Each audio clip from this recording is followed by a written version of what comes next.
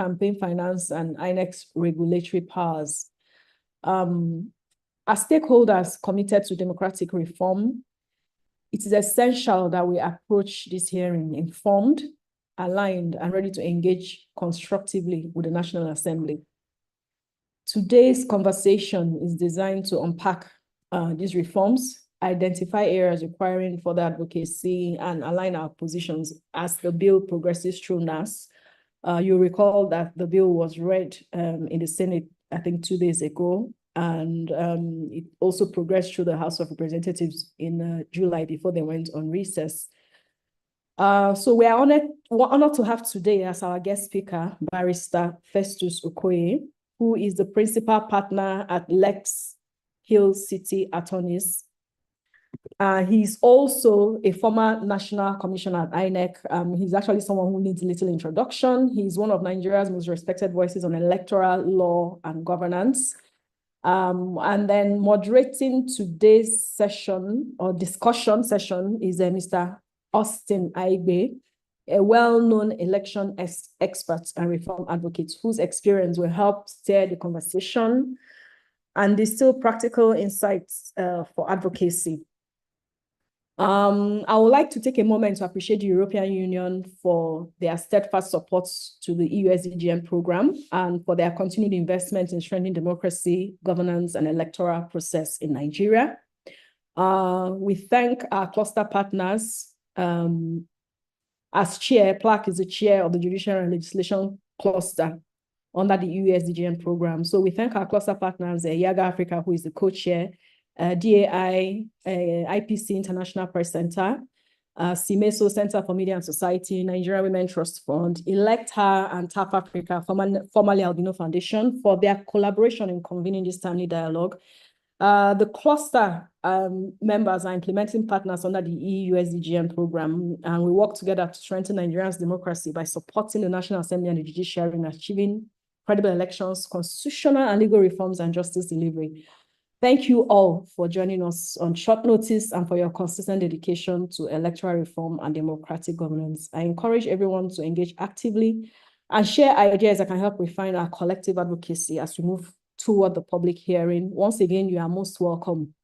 And before I formally yield the floor to Barrister Okoye, let me explain that we are using the Zoom webinar format.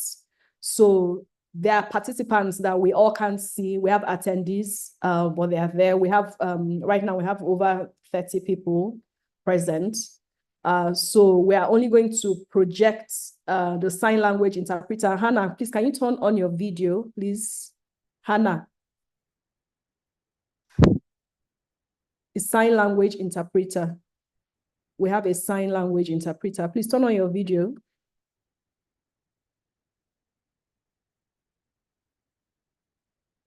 Okay, I don't know. So, I don't know if she's still there. So we'll just start. We'll only project the speakers, the panelists. Then when we go into the Q&A session, we'll promote everyone to a panelist so that we can see each other and it can be more interactive. So thank you very much. And Barrister Okoye, I'll hand over to you. I'll yield the floor. And please, Hannah, if you can hear me, please, can you put on your video so that the participants can see you since you are doing the sign language interpretation. Thank you very much. Yes, thank you so much, Nkiru, and good afternoon all. Let me appreciate Plaque and all the other partners for organizing this particular program. I think this program is really, really timely. And we give especially civil society groups and organizations a head start in terms of the public hearing that will commence on Monday. Civil society groups and organizations, especially in Nigeria, have been on this issue of electoral reform for a pretty long time. For instance, if you look at the trajectory from 2001 to 2022, there have been 12 amendments to the country's electoral legal framework. In 2001, an amendment was made to the Electoral Act to address complaints by the Independent National Electoral Commission and some political parties that the National Assembly overstepped its bounds in setting the election sequence and imposing new regulation on political parties. So that one led to an amendment of the electoral legal framework. In 2004, the Electoral Act was further amended to create an area council appeal tribunal for the Federal Capital Territory, Abuja. Then in 2006, the Electoral Act was repealed and reenacted to resolve some of the problems and some of the challenges that were observed within the electoral legal framework. Then in 2007, the Electoral Act was amended to address potential delays in the voters' registration process. Thereafter, in 2010, it was repealed and reenacted to provide legal backing for some of the huge reforms that were proposed and some of the huge reforms that were incorporated into the electoral legal framework. Then in 2011, the Act was amended to reduce the suspension period for voter registration before any general election from 60 days to 30 days. Then thereafter, in 2015, it was further amended to address 33 fundamental issues that were identified in the 2010 Electoral Act that required revision.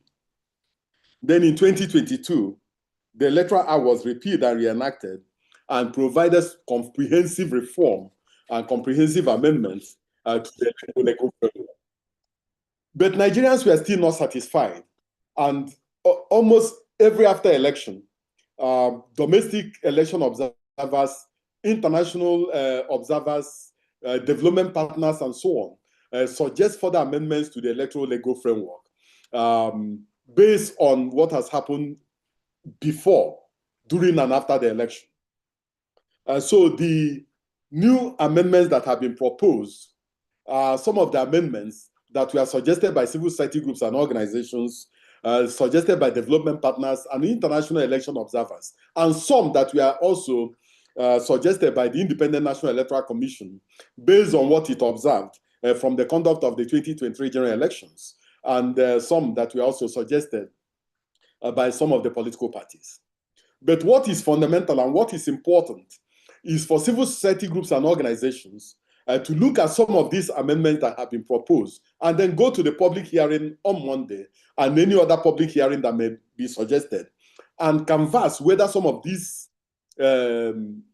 amendments meets the expectation of the Nigerian people, and also whether some of the amendments will not create further bottlenecks in relation to the electoral process. So my task is to set out some of these amendments that have been proposed, and then it will now be the responsibility of civil society groups and organizations to agree with the amendments or to disagree with the amendments, and then decide on what to do during the public hearings. Now, if you look at the Electoral Bill 2025, the first amendment that has been proposed in the bill relates to Section 3, subsection 3 of the Electoral Act. Now, under the old Act, the law proposes that funds due to the Independent National Electoral Commission for the conduct of elections are to be released to the Commission at least 1 year before the election.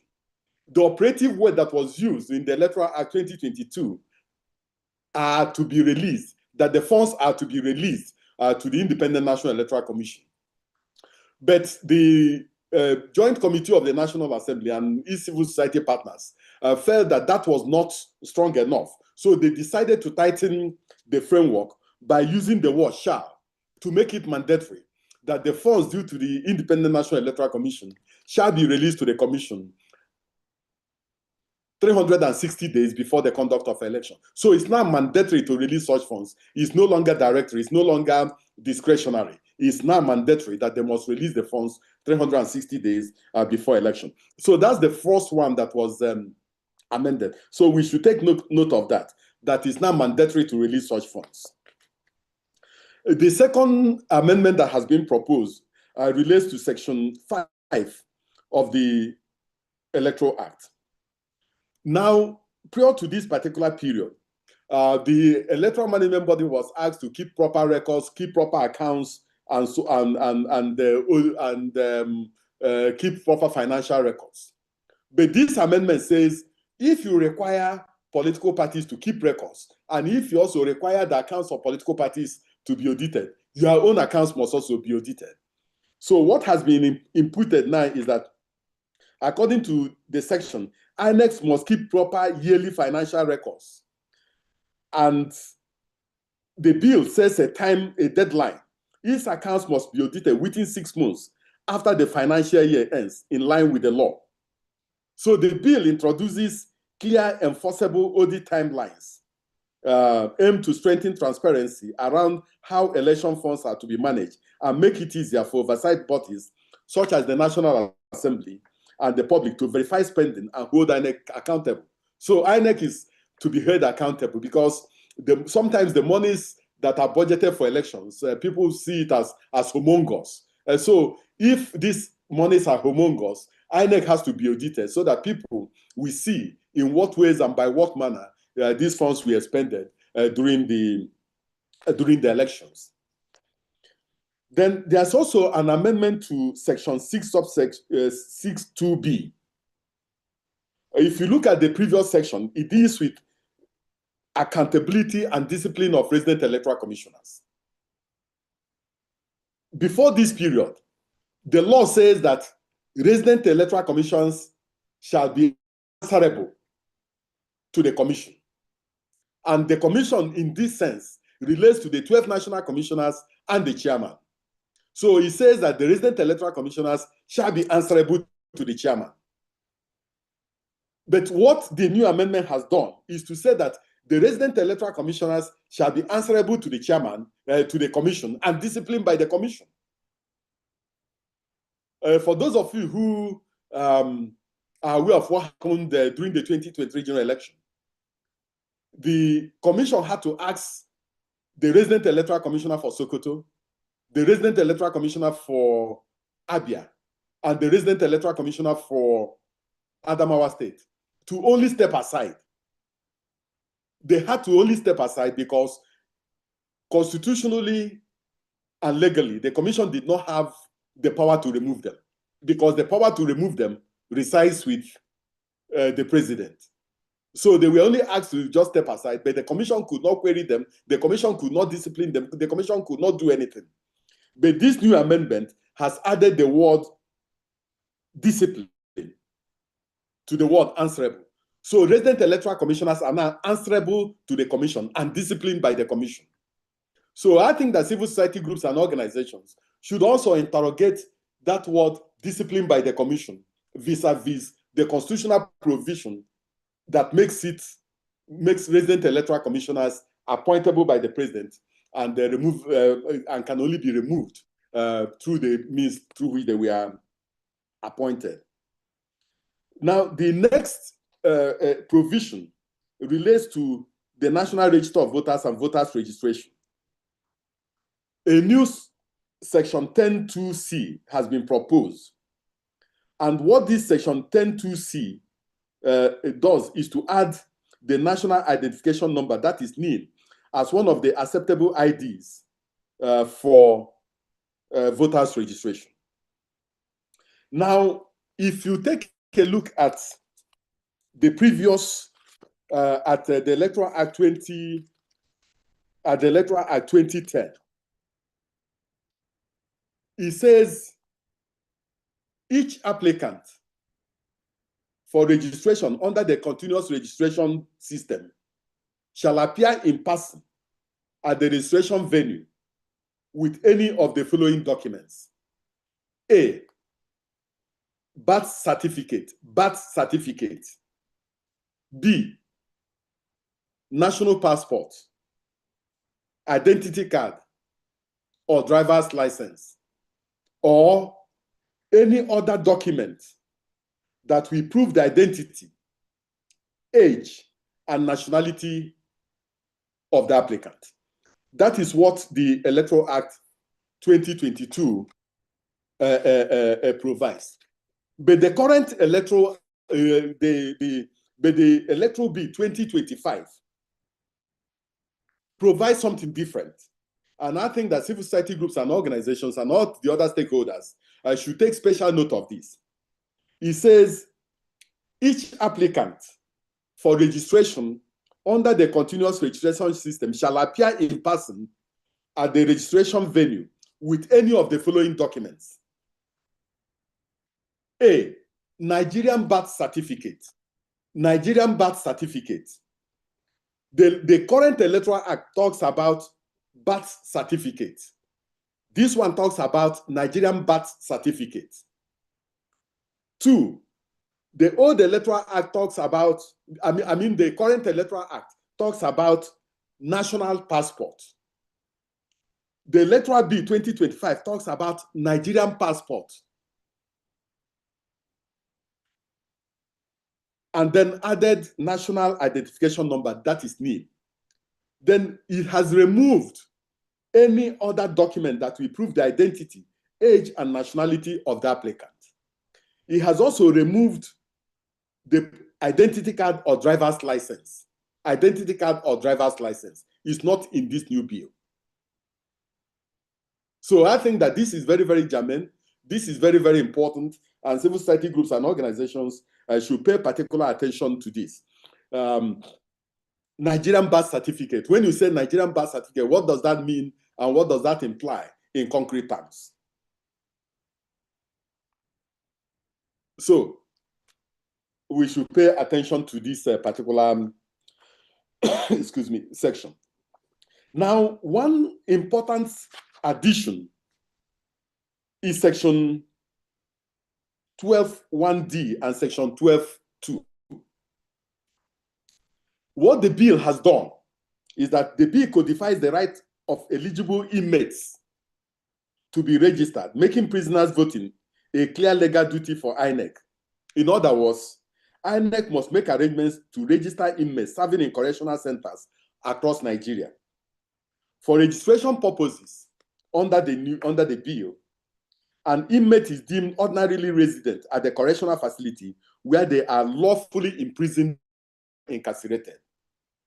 Where they are lawfully imprisoned or incarcerated. So, this is an important provision which has extended voting rights and registration rights to those who are in prison custody. Now, one of the issues we need to interrogate is whether this particular provision covers awaiting trial inmates.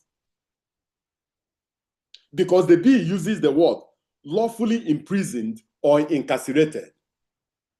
Awaiting trial inmates have not been lawfully imprisoned or incarcerated. They are only awaiting trial. So does this cover them? Furthermore, at what point will this particular provision come into force? Because INEC has to move in, liaise with the prison authorities, identify the prisoners, look at the security implications of where they are, and then make arrangements to register them, and also make arrangements for their voting. Is it possible for this particular provision to have an operative date? Or if, for instance, this bill is passed into act a year to the conduct of the 2027 general elections, INEC is mandatorily obligated to implement these provisions. So why this particular section is very, very important and germane, civil society groups also must interrogate its workability and its practicability and the modalities that must be put in place to make sure that those who are in lawful custody or who are lawfully incarcerated vote. And if they are voting, are they going to vote only for presidential candidates? Are they going to vote for governorship candidates? Are they going to vote for senatorial candidates, House of Reps, and State Assembly candidates? So these are modalities that needs to be worked out, and these are modalities that needs to be interrogated. So I expect civil society groups and organizations who are going to the public hearing to process some of these information so that when inmates start voting, they are going to vote seamlessly, or when the registration starts, the registration will be seamless, and we are not going to have big challenges in terms of immense voting and so on. The next provision I need to look at is section 22 of the proposed bill. What section 22 of the proposed bill has done is to impose new penalties for the offense of buying and selling of voters' cards. So what the new bill has done is to say that any person who buys or offers to buy, sells, or offers to sell votes, whether on his own, on behalf, or on his own behalf, or on behalf of any other person, commits an offense and is liable on conviction to a fine of not less than 5 million, or imprisonment to a term of not less than 2 years, or both, and shall not be eligible to stand for election in Nigeria for a period of at least 10 years. So if you buy and you are convicted, the fine is 5 million,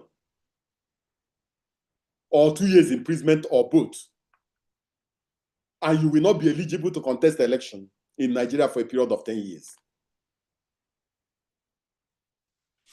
So this is also a very important addition to the new electoral legal framework. Then the next section relates to section 29(3)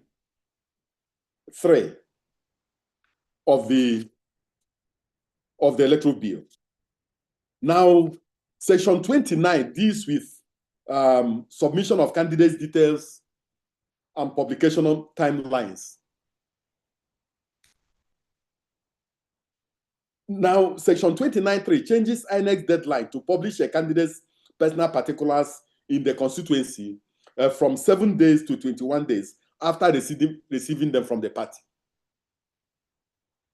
Now, it depends on the number of political parties in existence. If we have so many political parties, and these political parties sponsor candidates, the law says that their personal particulars and all the documents that are attached to their affidavits and so on must be published in their constituency. Now, because of technology, the political parties upload this information into a central portal or into a central website, and it is downloaded at the INEC headquarters. These documents are also processed and printed at the INEC headquarters. So after printing and downloading, INEC has to now send people out to each state of the federation, to each senatorial district, to each federal constituency, and to each state constituency to go and publish or paste some of these particulars in those constituencies. Sometimes even before INEC finishes downloading the particulars, printing them out, the 7 days has elapsed. And he creates his own challenges, he creates his own problems, and so many mistakes are made in that relation. And I think that was why this period was changed from 7 days to 21 days to give the electoral management body ample time to do the right thing and also to get things right.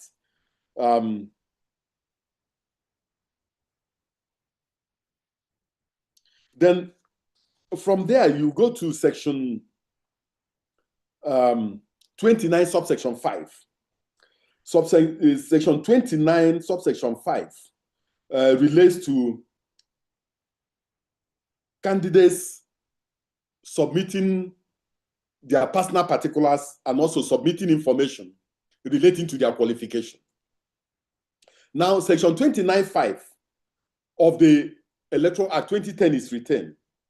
So the bill retains the provision that says that an aspirant who took part in a party's primaries may sue in the Federal High Court if they reasonably believe that the party's nominated candidate submitted false information in the affidavit or documents on constitutional eligibility for the election. The operative word there is constitutional eligibility. the bill also retains Section 29, subsection 6, which says that if the court finds that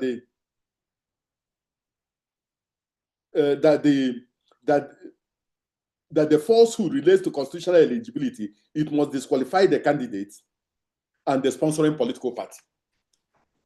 What this section is saying, and which is retained, is in the Act, that if, for instance, I, Festus Okoye, contest party primaries with Clement Nwankwo, for instance, and I know I'm going to defeat him in party primaries if both of us contest. If both of us contest party primaries, for instance, and then I submit false information to the electoral management body, the only person who can go to court, the only person who has locus standi to challenge what I have submitted is Clement Nwankwo. So if he goes to court and the court agrees with him that Festus Okoye submitted information relating to his constitutional eligibility, the court will not disqualify Festus Okoye from contesting the election and also disqualify the party. So Clement Nwankwo, who has gone to court, reaps no benefit from going to court, because the political party that ought to sponsor both of us has been disqualified. So he has gone to court and he has come back or come out empty-handed. But what the law has done is to say, look, the Electoral Act 2022 says that if the court finds out that I submitted false information, that the court will disqualify me, and then the candidate who came second in the election will be declared as having been elected. But this is a pre-election matter. So what this new bill has done is to remove the proviso that says that the court will declare the person who has the second highest number as the winner, because it's a post-election matter, it's not a pre-election matter. So that's the new change that has been made to Section 29 of the electoral of the proposed electoral bill. Now, if you also look at Section 29, subsection 8 of the new bill, any unqualified candidate who presents himself, if you know that you are not qualified, and you present yourself to your political party, claiming that you are qualified, on conviction, you be fined not less than 5 million. And your political party will also be fined not less than 10 million. What this provision is saying is that the task of screening aspirants, the task of screening aspirants before they become candidates is the responsibility of the political party. The political party must ask anybody who wants to contest his party primaries to submit his or her qualifying qualifications, if there's anything like that, qualifying qualifications. And the political party must screen to be sure. I finished from the University of Jos, and when somebody graduates, the person is issued a certificate. People do not only graduate without certificate. We graduate with certificates. So if you say that you had LLB from the University of Jos, it is the responsibility of your party to inquire from the University of Jos whether the candidate that wants to contest the election truly graduated from the University of Jos and was issued the certificate he or she is parading. So if it is found that the candidate submitted false information relating to his constitutional eligibility, on conviction, the candidate pays 5 million. The political party also that did not do a good work in terms of screening will also pay a fine of 10 million. So this particular provision makes sure, or is insisting, that political parties must do their work in terms of screening of their candidates. Now, the next provision we want to look at is Section 42(3) of the Electoral Bill. Section 42(3) of the Electoral Bill. Now, it says that the commission, that is the Independent National Electoral Commission, shall not later than 60 days to an election invite in writing a political party that nominated a candidate in the election to inspect his identity, appearing on samples of relevant electoral materials proposed for the election. And the political party may state in writing within 2 days of being so invited by the commission that it approves or disapproves of his identity as it appears on the sample. Under the Electoral Act 2022, the period for that invitation is 20 days. Now, for those of you who understand how ballot papers are printed in this country, you will see that it is almost next to impossibility to do all these things and not also print ballot papers and move them into locations before election. So this particular provision has given the commission sufficient time, 60 days, to sort out everything relating to logo of political parties and also go and print ballot papers and move them into location on time. So I think that this is a very important provision, and I think it's one of those provisions that might have been suggested by the electoral management body to enable it to do its work properly. The next provision is section 47 of the Electoral Bill. Now, section 47 of the Electoral Bill provides that it says a person intending to vote in an election shall present himself to a presiding officer for accreditation at the polling unit in the constituency in which his name is registered, and shall provide any of the following forms of identification. And shall provide any of the following forms of identification. A, an electronically generated voter identification, including a downloadable voter's card and a unique QR code, or any other form of identification as may be prescribed in section 10, subsection 2. Because why this is important is that the BVAS is used for verification and authentication. All the particulars of the person is already in there. So the bill has broadened what you can move to the polling unit with on election day. You don't have to carry that card physically. If you have it on your phone, you can download it and show it, and then it will be acceptable to the presiding officer for purposes of you are being authenticated by the BVAS. Now, there's also section 60, subsection 5. Section 60, subsection 5. Section 60 provides that the presiding officer shall, after counting the votes at the polling unit, enter the votes scored by each candidate in a form to be prescribed by the commission, as the case may be. Then subsection 5 says, the presiding officer shall transmit the results, including the total number of accredited voters, to the next level of collation. The operative word here is transmit to the next level of collation. Now, the bill shifts from a flexible transfer, as INEC prescribes, to a mandatory transmission duty. However, the word electronic is not used, and transmit could be read broadly, electronic or non-electronic, unless defined elsewhere.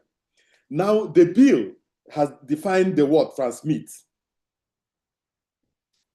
in the definition section. It says that word transmit means to send, transfer, or communicate from one person or place to another, manually or electronically. And this is the exact word that was used by the Supreme Court in the case of Adeleke versus Oyetola, or is it Oyetola versus Adeleke? So when the they use the word transmit, it does not mean that it must be electronically transmitted. Transmit also means to carry from one place to the other, manually, from one level of collation to the other. So the fact that the word transmit has been used does not mean that that electronic transmission of results has been imputed into the electoral legal framework. No, it didn't use the word electronic. It says transmit, which has been defined to mean to send, to transfer, or to communicate. So we should pay a close attention to section 60, subsection 5 of the electoral bill. Now, the next provision is section 65. Section 65 of the electoral bill. If you recall, the National Assembly amended section 65 of the Electoral Act under the Electoral Act 2022. And the electoral management body was given the power to review what their returning officers do on election day. Section 65 provides, it says, the decision of the returning officer shall be final on any question arising from or relating to A, unmarked ballot paper, B, rejected ballot paper, and C, declaration of scores of candidates and the return of candidates. The National Assembly decided to provide a proviso in the Electoral Act 2022, but it says provided that the Commission shall have power within 7 days to review the declaration and return where the Commission determines that the said declaration and return was not made voluntarily or was made contrary to the provisions of the law, regulations and guidelines, and manual for election. Then he went further to say, a decision of the returning officer under subsection 1 may be reviewed by an election tribunal or court of competent jurisdiction in an election petition proceedings under this act. Now, what happened after the 2023 general election was that so many of the political parties and so many of the candidates, rather than go to the election petitions tribunal, decided to bring their petitions to INEC under this particular provision. So INEC was inundated with uncountable number of petitions asking for review of what the returning officers did. Fortunately, unfortunately, I was the chair of the review committee, and it was really unbelievable. They wanted us to review everything, and they were in hundreds. The petitions we got, they were in hundreds. But out of all those hundreds, I think it was only 3 that we upheld. And then we advised every other individual, every other candidate, and every other political party to go to court. So what the new electoral bill has done is to remove that ambiguity by prescribing who can complain to the electoral management body for a review under section 65. So what the Act has said is that under the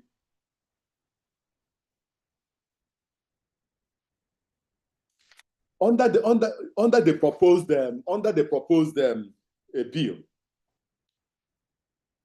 the review, it is only an INEC staff or the returning officer that can request for a review.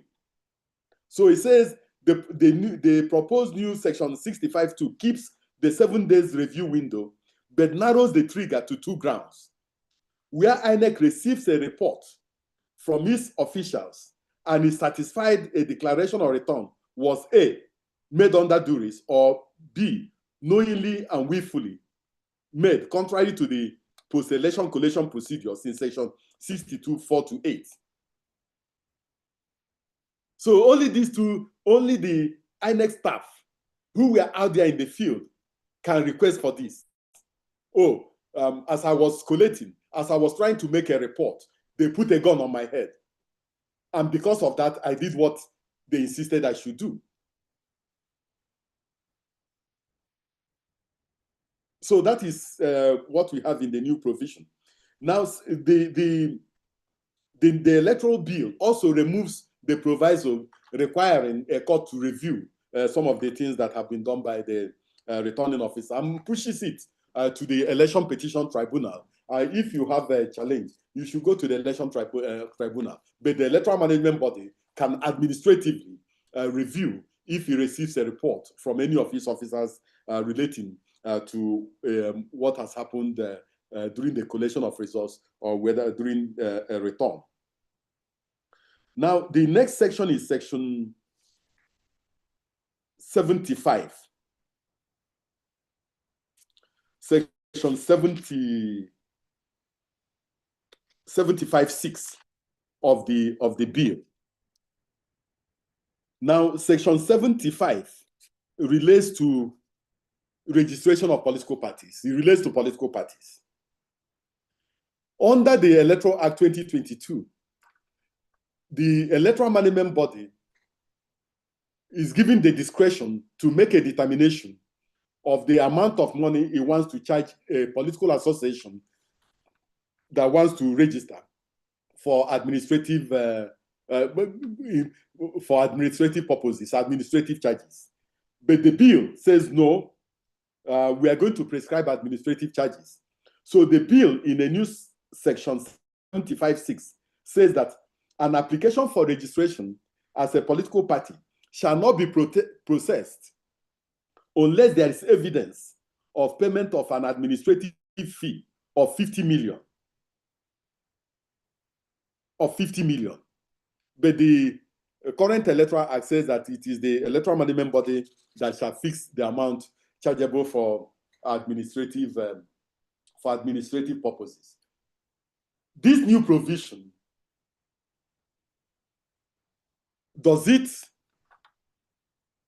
remove frivolities from applications for registration as a political party? Or does it constrict the political space from preventing those we call smaller parties from getting registered as political parties? Do we need serious political parties in Nigeria? Or should we remain with the extant provision where any individual can sit in his office, go to Kuje and rent a room and parlor, or hire a room and parlor, call it an office, and then does paperwork, moves to the electoral management body, and say, register me as a political party? So that's one of the things those who are going to go to the public hearing should be ready to confront and should be ready to deal with.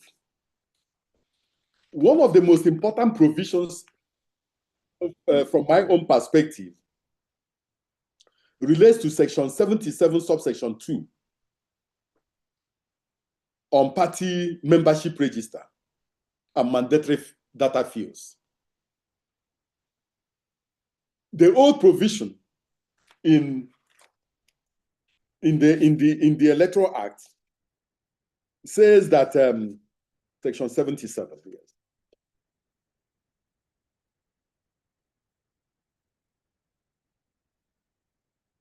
If you look at the old section 77, it provides, and I quote, it says, a political party registered under this act shall be a body corporate with perpetual succession and a common seal, and may sue and be sued in its corporate name. It says every registered political party shall maintain a register of its members in both hard and soft copy. Then subsection 3 of section 77 says, each political party shall make such register available to the commission not later than 30 days before the date fixed for the party primaries, congress, or convention. And it stops there. So the section was very nebulous. It did not prescribe penalties for non-submission and did not even tell us the relevance of submission of this party membership register.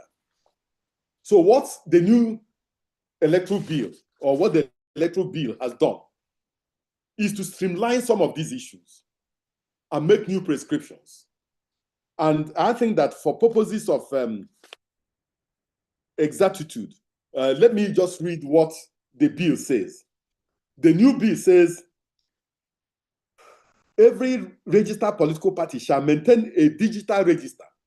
The word here is shall maintain a digital register of its members containing the following: the name, gender, date of birth, address, state, local government, ward, polling unit, national identification number, and photograph of the members in both physical and electronic copies. 2, that upon registration, a membership card shall be issued to the member.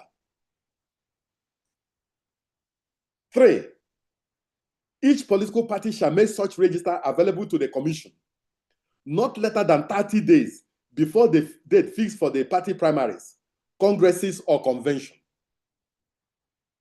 More importantly, it says that only members whose names are contained in the register shall be eligible to vote and be voted for in party primaries, congresses, and conventions. So if your name is not there, you cannot vote and you are not eligible to be voted for. And this, your name must be there at least 30 days before your party primaries. Then it says, a party that fails to submit the membership register within the stipulated time shall not be eligible to field a candidate for that election. So I think that what the bill has done is to tighten the regime and stop importation of individuals from one party, or porting of individuals from one particular political party to the other. And if you don't succeed in the primaries of this political party, you rush to another political party and go and buy a membership card, buy membership register, buy the party primaries, and get nominated. So these things have now been streamlined.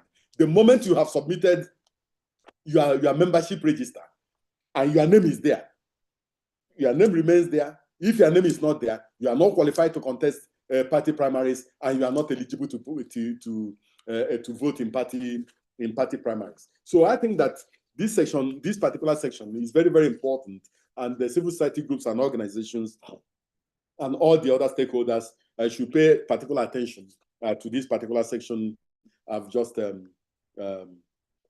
out. Now, the next section is section 82. Section 82.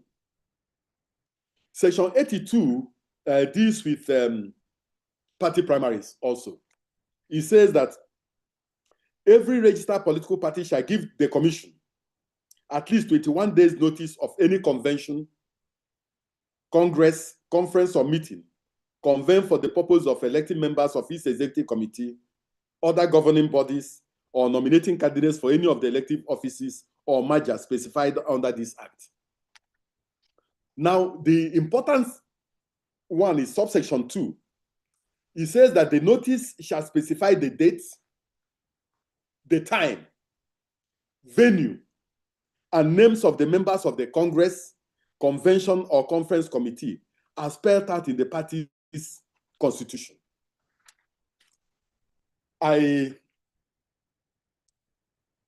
There was a time I was detailed to go and monitor party primaries in one particular state. I was told that their party primaries will start at 12 noon. Then I took the first flight on my way to that particular state. I landed at the airport at 10 o'clock, and it was going to take me just 30 minutes to get to the venue of the party primaries. The moment I landed at the airport and put on my phone, the national chairman of the party called me and said, "Oh, Barrister Okoye, where are you?" I said, "I've just landed at the airport." He said, "Okay, I'm sorry." This at 10 o'clock in the morning. He said, oh, we just finished our convention. We just finished our primaries. I said, but you said your primaries will take place at noon. He said, we started early. We have finished. There are some political parties, I know of a political party, they moved their party primaries from a hotel to a motor park. And then there was also a party primaries I was assigned to go and monitor as a national commissioner.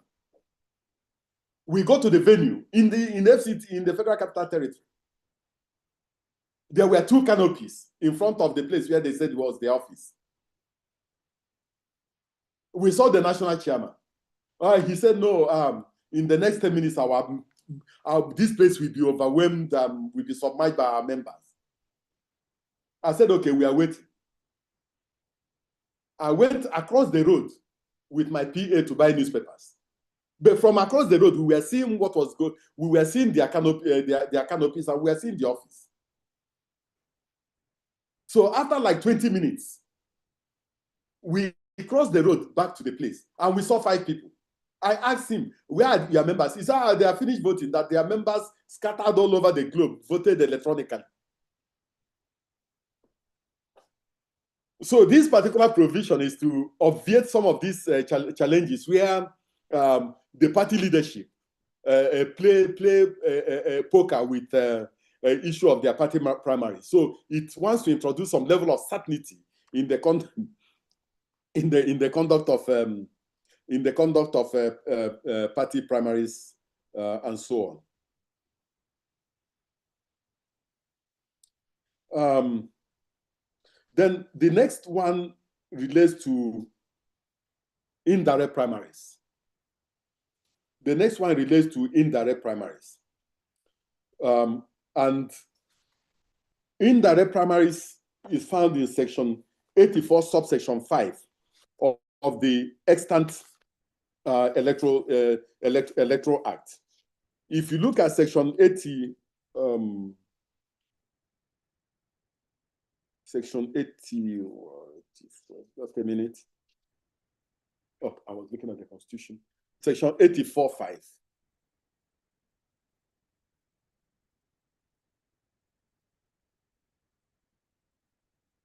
Section 84.5 deals with indirect primaries.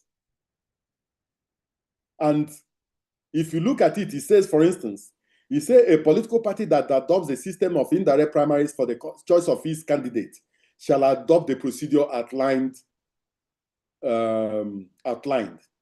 In the case of nomination to the position of presidential candidate, the political party shall hold a special presidential convention at a designated center in the Federal Capital Territory or any other place within the Federation that is agreed to by the National Executive Committee of the party, where delegates shall vote for aspirants of their choice. Where delegates shall vote for aspirants of their choice. And it goes on. But what the new provision has done is to list who is a delegate. And you find it in section 87 of the bill. In section 87 of the bill. For instance, for presidential candidates, the new bill says, in the case of nomination as a presidential candidate, the political party shall hold a special presidential convention at a designated center in the Federal Capital Territory, any other place within the Federation that is agreed to by the National Executive Committee of the party, and the delegates shall comprise of 1, a minimum of 1, excuse me, and a maximum of 5 ad hoc delegates to be elected among party members from each local government area, who must not be elected or appointed political office holders. 2, serving local government or area council party chairmen. 3, 6 serving principal state executive members, namely chairman, deputy chairman, secretary, youth leader, women leader, and a representative of persons with disability. 4, all serving and former zonal and national executive committee members. 5, all members of the board of trustees or its equivalent. 6, all serving and former presidents, vice presidents, governors, deputy governors, senators, members of the House of Representatives, and members of the State Assembly, House of Assembly, who are members of the party. And finally, all elected council chairmen who are members of the party. So what this bill has done is to list those who are delegates in the bill, and if it becomes act, in the act. So there's no room for conjecture, there's no room for speculation, there's no room for manipulation. If you're a party leader, you're a party leader. If you're a chairman, you're a chairman. If you're a youth leader, you're a youth leader. If you're a woman leader, you're a woman leader also, and so on. If you're a person with disability, you're a person with disability. So this bill somehow broadens the delegates list, imputes women into the list, imputes persons with disabilities into the list, imputes youth into the list, and imputes some level of certainty in terms of who is a delegate and who is not a delegate. But what he has also done is to remove the discretionary power of political parties to make a determination on who their delegates are. So I think that civil society groups and organizations should take a closer look at this particular provision and make a determination whether this will solve the problem of mago-mago in the choice of delegates, or whether it will further complicate the issue of delegates election and compromise the suzerainty of the political parties in terms of their affairs and also in terms of their internal dynamics. Now, the next section is section 88 of the bill, which the proposed the new section 93 of the bill. What section 93 of the bill has done is to change the dynamics completely in terms of the spending limits for the president and all the other persons who are candidates in the election. If you look at section 88 of the existing Electoral Act, it lists the limits which the limits of election expenses which a presidential candidate can incur and which other aspirants can incur, and which other candidates can incur. For instance, under the new bill, the limit for a presidential candidate is 10 billion. In the extant Electoral Act, the current Electoral Act, is 5 billion. Under the new bill for governors is 3 billion. Previously, 1 billion. Senatorial candidates under the new bill is 500 million. Previously, in the current Electoral Act, is 100 million. House of Representatives candidates in the electoral bill is 250 million. In the current Electoral Act is 70 million. State House of Assembly members in the new bill is 100 million. In the current Electoral Act is 30 million. Area Council chair in the current bill is 60 million. In the Electoral Act is 30 million. For councillors, in the new bill is 10 million. In the Electoral Act, the current Electoral Act is 5 million. Now, the new bill has also increased the quantum of money that you can donate to a candidate from 50 million to 500 million. So while this acknowledges the higher price of campaigning, much higher ceiling can entrench big money influence, squeezing smaller parties and less resourced persons out of the way. And so civil society groups and organizations should take a holistic look at this and make a determination whether this serves our interest or whether this accords with the current realities on ground in terms of the value of our money, and also in terms of the value of adverts, and also in terms of the value of almost everything that candidates have to do.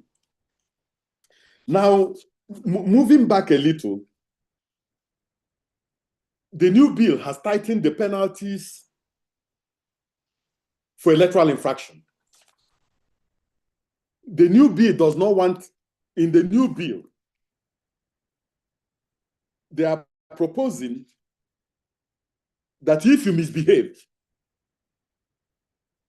if you're a presiding officer, if you're a collation officer, if you're a returning officer, that the penalty must be high to deter those who want to do the wrong thing.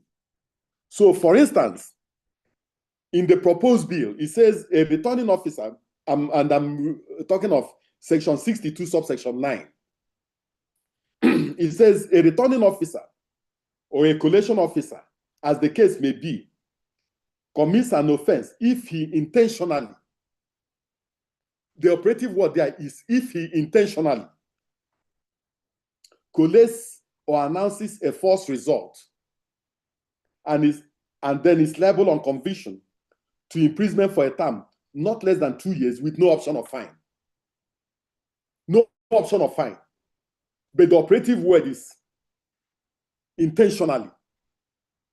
If the person was forced to collate false results, the intention is not there. If the person a gun was put on the person's head and the person collates false results, the intention is not there. The word is intentionally. You knowingly collated false results and announced false results. You go to prison for 2 years, no option of fine. It's a strict liability offense. Now, section 74 also deals with resident electoral commissioners. I'm sure most resident electoral commissioners will not be happy with this particular provision. It provides that, he said, the resident electoral commissioner in a state where an election is conducted shall, the operative word is shall, mandatory, within 14 days after payment of a prescribed fee, cause a certified true copy of such documents to be issued to the said party. He says a resident electoral commissioner who willfully, the operative word there is willfully, fails to comply with the provisions in subsection 1, commits an offense, and is liable on conviction to a maximum of 2 years imprisonment with no option of fine. This relates to resident electoral commissioners. So one of the, as somebody who is an insider or who was an insider, one of the things we must pay attention to is that at the conclusion of most elections, the commission tries to centralize the issuance of CTC for various documents, because the commission does not want a situation where a rogue officer in a state will go and issue a false CTC to a political party or to a candidate. So after the conduct of elections, most of the forms in terms of result sheets and so on and so forth are moved to the headquarters and centralized under a committee. So a committee issues a certified true copy of most of these documents. Unfortunately, sometimes political parties who are not versed with the procedures of the commission, we go and apply for all sorts of documents at the state level when those documents are here at the national headquarters. So that is why the operative word there is willfully. A resident electoral commissioner can only issue CTC of any document he or she is in possession of. I'm almost concluding. So that is one of the new additions that have been made. Now, then section 71 of the act also, it says that a presiding officer, section 71 of the bill, it says that a presiding officer, a collation officer, who fails to stamp and sign a ballot paper result sheet announced by them without lawful reason commits an offense and is liable on conviction for to imprisonment for 3 years without an option of fine. So you refuse to stamp, you refuse to sign, and invalidate everything you have done. So the law of France on this. And then lastly,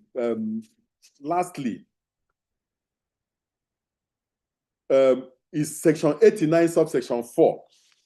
Section 89, subsection 4, I think civil society groups and organizations and all lovers of democracy should pay attention to it and see in what ways it is enforceable.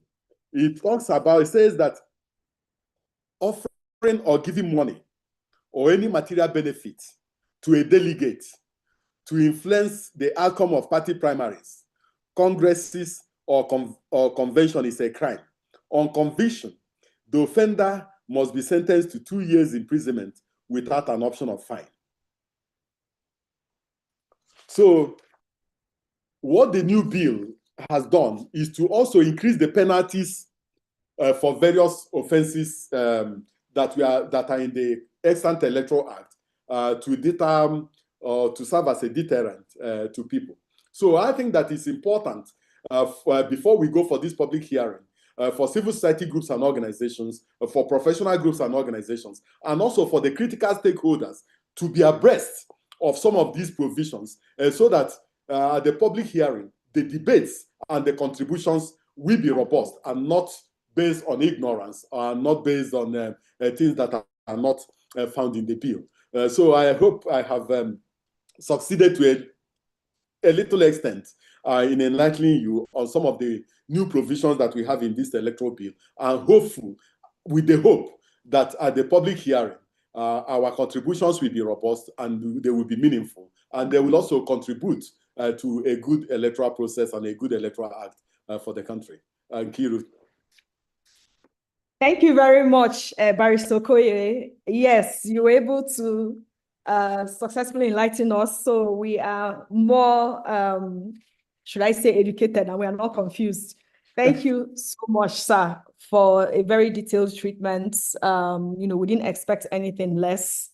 I'm sure you have kind of cleared the cobwebs for participants, with the way you broke it down.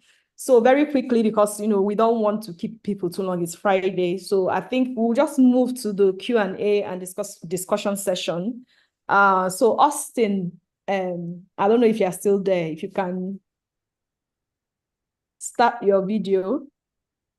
So I'm going to hand over to Austin Aigbe. So you just moderate the question and answer session. So like I mentioned earlier, we are using Zoom webinar feature. So you can't really see everyone. We can't all see each other. We can only see panelists. So we are going to try to, you should be able to speak if you raise your hand. I think, Austin, as a panelist, you can see those who have questions. If you want to use the chats, you can use the chat box. If you want to raise your hand, you can raise your hand. Austin, you should be able to see them. But we'll also try and see if we can change the view for attendees so that we can see each other and see everyone in the room, so that this session is actually more interactive and it's not like it's a presentation. Austin, over to you. Thank you very much. Okay, thank you very much, my dear sister Nkiru. I think that the session is, I wouldn't expect less from Barrister Okoye, because it brings to bear practice and theory. Virtually everything is said. You will see, you literally presented it from a point of view of a participant, and which is very critical in research. And I like at this time, so we don't make too much initial conversation, I can see one name now, the chairman of Miliki Party, Idris Abdul Miliki. But because, please, I would like to be let's be strict with time. If you can keep your commentary not more than a minute, two, please, because it's a Friday, like Nkiru has already stated. If you can just go straight, because I have a lot of questions, but I'll try to open it if there are questions coming up from participants, so I don't have to go there. Because as a participant in this meeting too, there are areas that Pastor Okoye has talked about that I think is very germane and that I also need clarity. I will now open up, please, not more than 2 minutes. So I'm going to ask Idris Maliki, Chairman Miliki Party. I don't know, I'm trying to ask Maliki to speak, but Miliki, your hand is raised, but we have to find a way to move you Chief Admin, is it possible to release Idris' voice? Yes, so we are promoting participants to panelists. So please accept because you are declining. So if you want your videos to show, we are using a webinar Zoom feature, please, not the regular Zoom. So if we promote you to panelists, please accept so we can see your video. Thank you very much. Idris, you'll be promoted. That's what we are doing. We are going to promote everyone who wants to speak to panelists so your video can be projected. Fantastic. Thank you for that clarity. Idris, could you accept the request so you can move on board panelist platform? Otherwise, you won't be able to speak. Okay, I see Idris has been moved. Yes, Idris, you have been moved now. Could you now go ahead? Unmute your microphone, Idris, Chairman Miliki Party, and every other person who desires to speak, please be on standby. Okay. Good afternoon. Yes. Good afternoon. Yeah, good afternoon. I want to quickly commend the effort of Barrister Okoye for a diligent job. My first observation is the gender issue. Are we still maintaining an electoral law where we say he? I think some of them should also carry, even in his presentation, there are places he mentioned he or she, or I think something like this is what we have been advocating for. I want us to look at it properly in those areas. I think recommendations on the political parties or our own models is that are we going to list out the one that we accept and the one we think need to be amended and make recommendations based on those one we don't agree with. I think that should be the model, and whoever is presenting or those who will be privileged to be there, what should now be their road later. So there are areas we think they have done well, and I think I want to commend the one for political party attitude. The attitude of political parties during conventions and some other things at the polling unit, enough recommendation has been made. I think we should look at them and accept them. In terms of releasing of funding too, these are things we need to emphasize, because if INEC doesn't have money, how can it be able to do the right job and at the right time? I think to me, issue of electoral violence has not been properly mentioned. I don't know whether there are recommendations on issues that have to do specifically with electoral violence related matters. I think maybe others could look at it. We have a lot that we wanted to say, but because of we are not physical, we will give opportunity to others. If there are more other things, issue of expenses too, will it not also create more problem? Because he said that are we building a mushroom party? I think the right to associate. If Miliki Party need to be registered, do I have to have 50 million naira? And when people have accepted to come together, parties are not registered for the purpose of conducting election or contesting election alone. They could champion the cause. So the money for parties seeking registration is too ambiguous and it should be reduced. Thank you and good afternoon.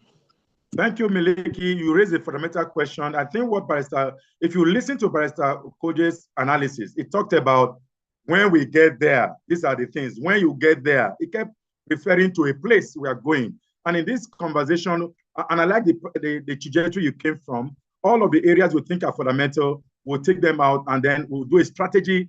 At some point, we'll have a strategy on how delivery can be made. There are a whole lot of proposals. We can have a way strategically to intervene. I think I first of all see Umar's hand, then followed by Otumba, Isaac. So Umar, you are next. Yes, go ahead. Thank you. Good afternoon. It's been a very enlightening session. I want to commend Plaque for putting this together. First, I have a question concerning the issue of document that has to be presented by eligible voters for them to get registered. I think one of the biggest issues we have with our elections in Nigeria is the fact that the voter register is not properly and well sanitized. I believe we have a very bogus voter register that cannot deliver the expected success at the level of election when we talk about the turnout of voters and all of that. So I believe, for me, I want to suggest that we limit it to just the use of NIN as the basic document that you have to present before you get registered. Talk of Nigerian birth certificate, anybody can just go and conjecture any birth certificate anywhere and present it to get registered. I think the NIN, we have been very successful with that. If we streamline it on just NIN, if you want to get registered, make sure you have NIN, and then we have the data of everybody on a single and central system. That is one. So making it to be duplicate or multiple will create unnecessary bottleneck. So that is the first thing. Then secondly, I have a concern concerning the ballot paper. There's a section that talks about ballot paper. In Ghana, for example, during the elections, you see both the logos of political parties and the pictures of the candidate on the ballot paper. I want to recommend that we also adopt same in Nigeria. It will go a long way in helping the eligible voters to identify who they are voting for and deliver the success of the election as expected. So then the last, because I don't want to take much of our time, the last point that I want to make is on the issue of image voters, image voting rather. I think it's a welcome development, but it comes with a lot of issues concerning the jurisdiction. And for me, as a recommendation, I would say for the jurisdiction, they should be eligible to vote for the candidates who are contesting for national elections only, maybe president, which is central to everybody. Another one, you will not be able to determine who an inmate in Elisha is voting for a senator or for a governor or things like that, because they move them from one place to another. So it will be very difficult to determine who they are voting for. Thank you. Thank you very much, Umar.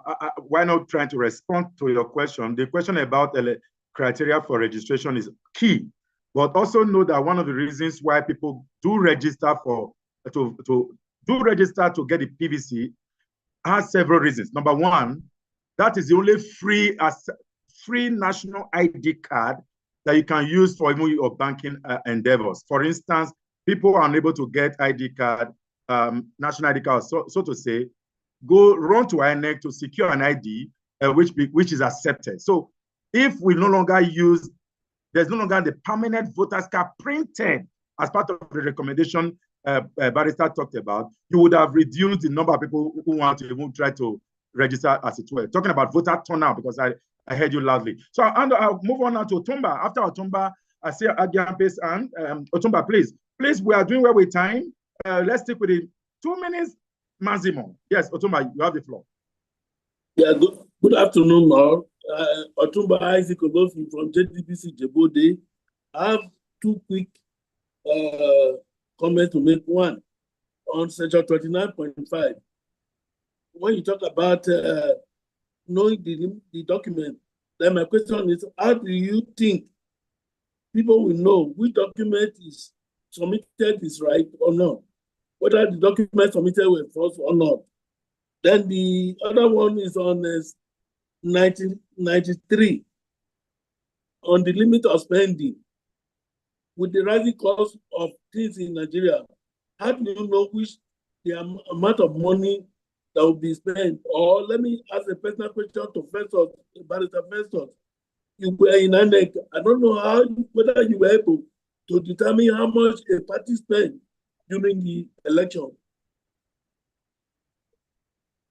All right, thank you. That's a very huge one. Barrister was not in election management, but he will answer that because I actually have a concern on that, but I will get there. Yes, Agiampe, you have the floor. Do you want to unmute your microphone at this time? If Agiampe is not unmuting your microphone, I can quickly take a rider on the Otumba's question. But for me, at this age and time, I don't think we need limits because the limit is not realistic. It's not realistic because, with all due respect to argument about the presidential candidate, i.e. money is too low and all that, the question about, have we, just like Otumba asked, have we truly been able to monitor campaign finance? I used to work in a place where we monitor campaign finance. It was crazy, extremely crazy. And why don't you just open it? Okay, I will take, Agiampe, your hands is not lifted. So I will go to Tony, then we'll pause a minute. Tony first, I'll take you, Tony.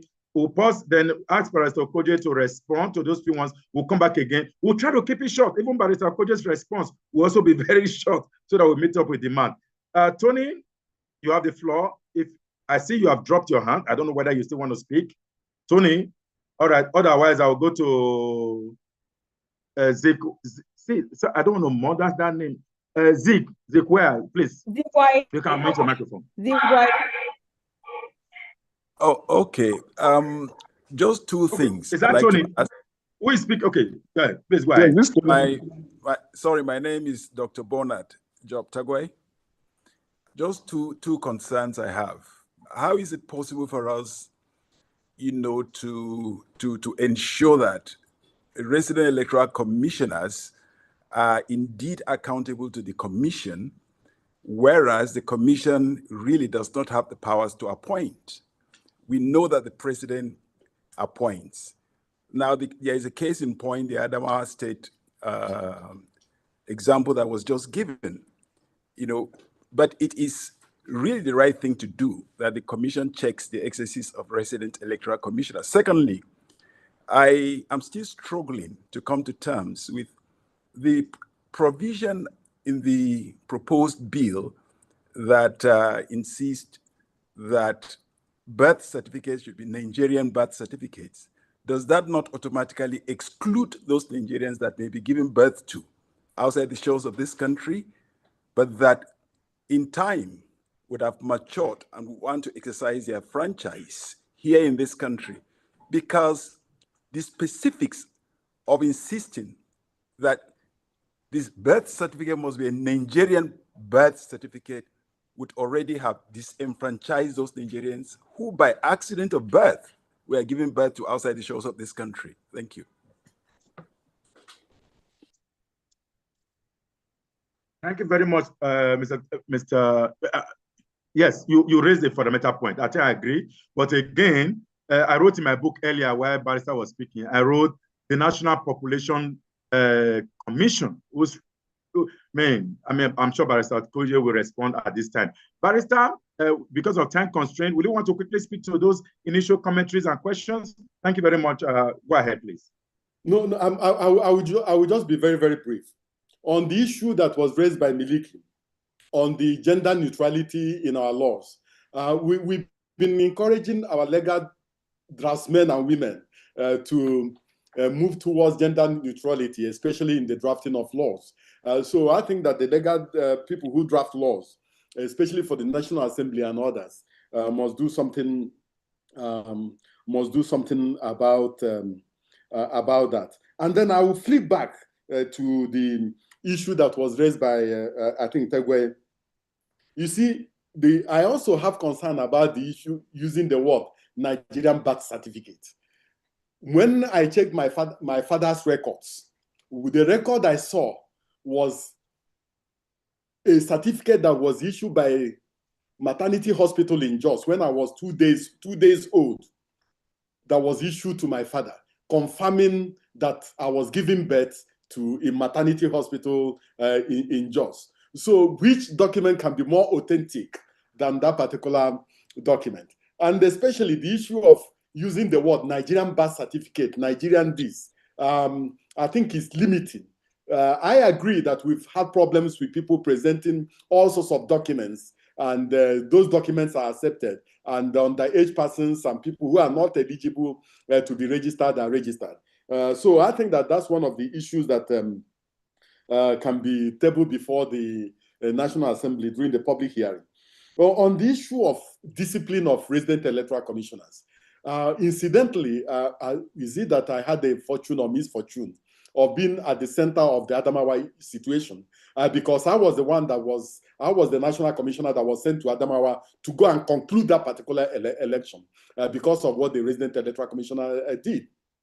And I was at the police headquarters when the Inspector General of Police interrogated the resident electoral commissioner. And you can see that he felt that the way national commissioners were appointed was the way he was appointed, and that since we did not have the power to remove him, and that also we don't have the power to discipline him. So I think that when we use the word discipline, that the commission can discipline a resident electoral commissioner, there must be an explanatory note on the limits of that particular discipline, because you can only ask the resident electoral commissioner to go and sit at home and not come to the office. You can't remove the person. because you didn't appoint the person, because the procedure for the person's removal is completely different. It's almost the same procedure for the removal of a national commissioner. The issue of immense voting is a huge issue. Whether they should vote only in presidential elections is there. Whether we should recalibrate their registration area the way we recalibrate the registration area of people in IDP camps, and also domicile such recalibrated polling units in the prisons is also a huge issue. But I believe that the security challenges in the prisons must be taken into account in dealing with this particular issue. Because if you look at the jailbreaks in most of our prisons, when you say inmates should vote, what that also means is that political parties must go and campaign in the prisons. Domestic election observers must also go and monitor what is going on in the prisons. So these are the issues we must put in place. I agree that inmates should vote, but it's something that we must work out very, very clearly, so that we don't create more problems. Umar Salman talked about the documents in terms of if we can use only name. I really don't know. I don't have an opinion relating to this, but I think that whatever works for Nigerians will also be okay for me. In terms of the logo and of candidates appearing, it's a very, very tricky matter. It's a very, very tricky issue. Ghana is not Nigeria. This is Nigeria. The number of registered voters in Nigeria is completely different. The number of political parties in Nigeria is completely different. The number of constituencies in Nigeria is different in terms of the state assembly constituencies and the number of people contesting.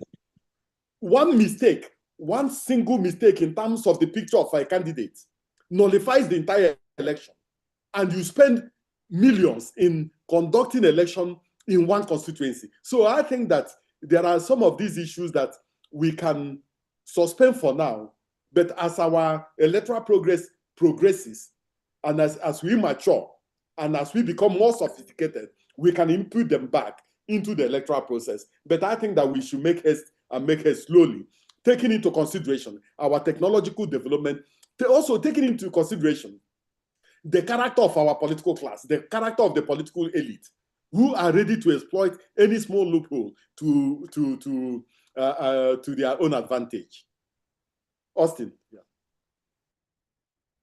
Thank you, Barrister. In fact, the example you gave with the logo and picture in Ghana, I've actually interrogated that earlier. In fact, let me remind you of what you had earlier said.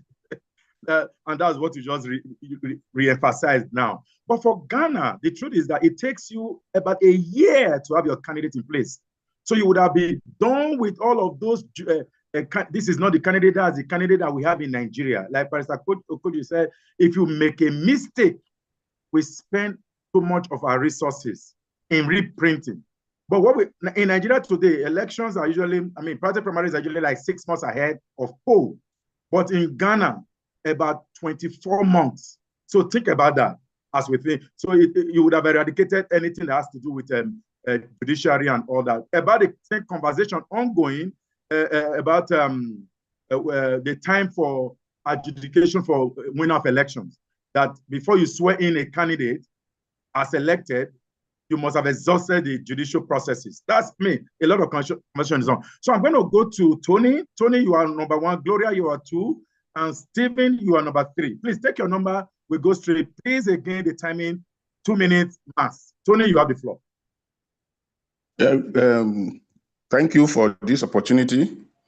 Barrister, it's good to see you again. I have the House bill, and which is quite different from the bill that you spoke upon. And now in the House bill, there is a section 40 which deals with replacement of candidates. And in section 44 of the House bill, talks about early voting for those who are engaged in election duties. I don't know if you want to speak to those two issues. How feasible are those two issues? Thank you. Okay, Barrister will answer that, early voting. All right, Gloria, you have the floor. Mr. Tony, if you kindly unmute, if you kindly put your hand down. Gloria, the microphone is now approved. All right, thank you. Good afternoon, everyone. So my concern is around the issue of INEC staff or the returning officer going to request for maybe recounting the ballots at the polling unit. I want to imagine how that is feasible, because considering the fact that we are Nigerians and we know what the politicians can do, how can we ensure that the staff, the INEC staff or the returning officer requesting for a recount of the ballot is not acting in the interest of another political party? And so that's where my concern is. And also, still talking about prisons, people who are supposed to vote in the prisons. For instance, those who have been remanded have not been convicted. I'm still concerned about their right to vote. If they are in remand and they have not been convicted, how do we ensure that this will also considered in the voting process? I know that Barrister Okoye has talked about the rigors of voting in prisons and all that, but I want us to also still look at that issue critically, because people cannot be disenfranchised just because they were remanded. So people can be remanded for no reason, for no offense that they have been committed, they have committed, or for reasons best known to the police or whatever. So I think it is important for us to also still consider that issue to ensure that nobody that is eligible to vote is disenfranchised. Thank you very much, Madam Gloria. You raised some key points, but if you listen to Barrister Koje's argument, or the argument from countries like Kenya, other clients where inmates actually vote, our prisons, you have to be very careful. But I think Barrister Koje will further explain that. So, Stephen, now you have the floor. Madam Gloria, could you drop your hands? All right, good afternoon, and thank you. Thank you very much. My concern is around the registration of political parties, increasing the administrative fees to 50 million. And then also, Barrister talked about Section 93 of the new bill, which has increased the spending limits, of campaigns. I'm worried that already the political system is heavily induced, with monetization. And so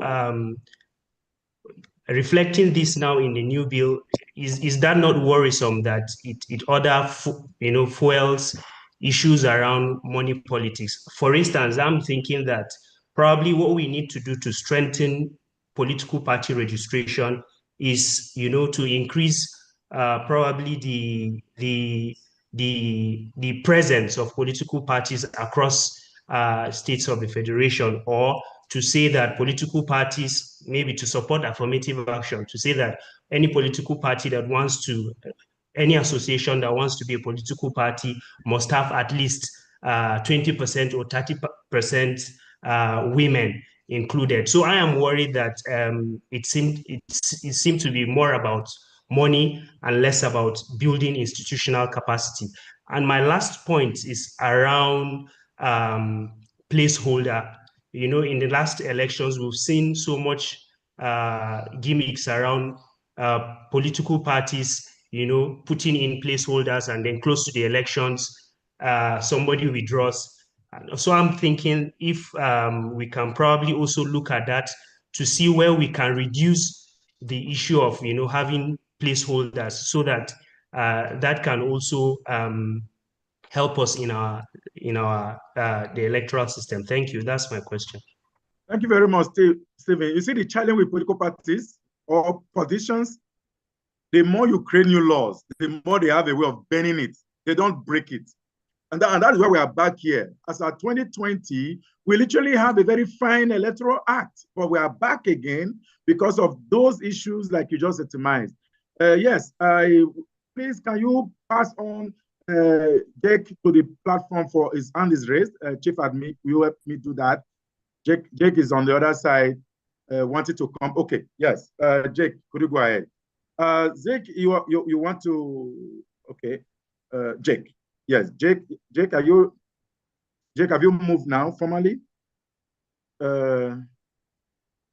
Okay. While I'm waiting for Jake to move and to probably ask question, I wanted to add this to Barrister Festus Okoye's the review of election declaration. I mean, somebody also asked that question a few minutes ago. And I heard you talk about annex staff. Annex staff. The question will be, who is an annex staff?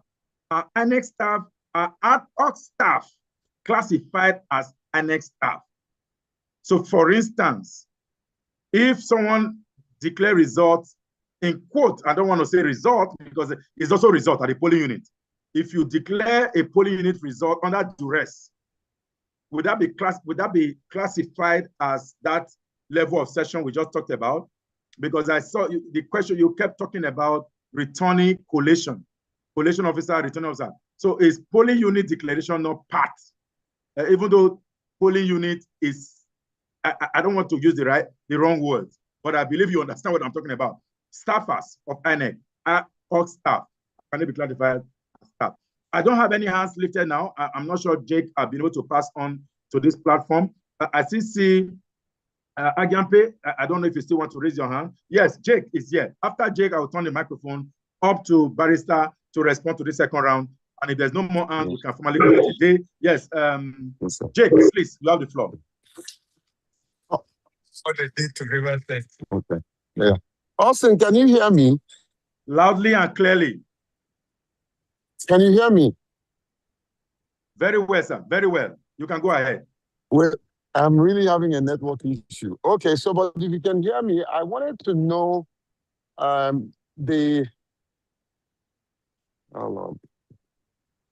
We can hear you. Go ahead. We are hearing you. Okay, don't worry. I'll probably come back. It's a bad network. Oh, you're hearing me? Okay. So if you can hear me, I wanted to know the position of some of the areas that we flagged up around inclusivity. Some of the advocacy that we had continued to advance. What do we do? The final document, does it have some of our agitations? And then if you go to section 54, subsection 1 and 2, at the right-hand side, a very discriminatory word was used. They say people that are incapacitated. And I'm wondering what the current document has. That's very concerning to me. If we can be referred to as people who are incapacitated, then there is no hope for us to beat our chest to say that inclusion is real.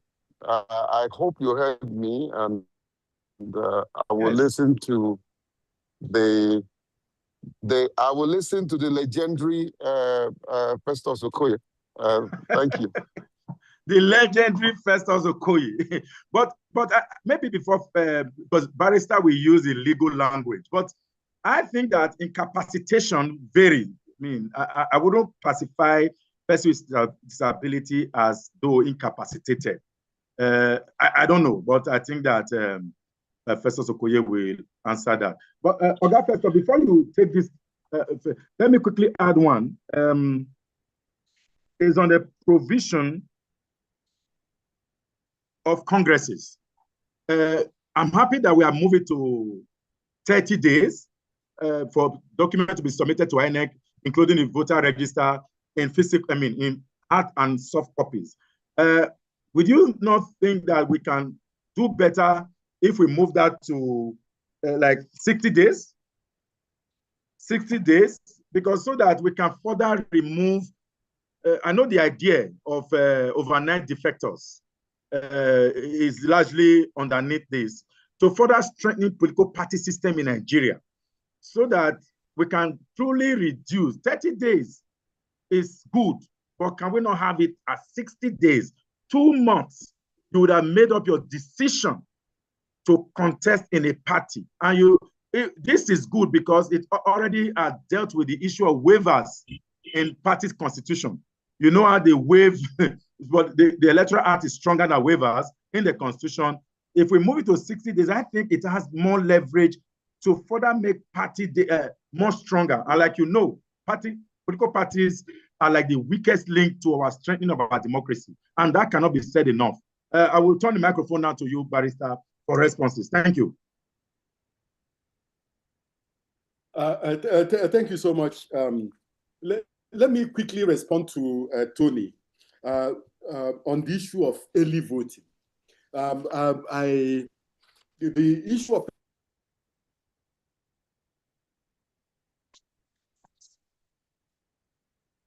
Hello, Barrister. Okay, I think Barrister is the internet has happened to okay. During the 2023 general election. Barrister, if you quick, Barrister, please. Barrister Professor, sir, if you could just start again where you say refer to Tony, because you were a bit, the internet happened to you. Okay. I was responding to Tony's question relating to early voting. And my issue is that during the 2023 general election, the commission deployed over 1.5 million presiding officers and assistant presiding officers. And this 1.5 million presiding officers and assistant presiding officers did not vote.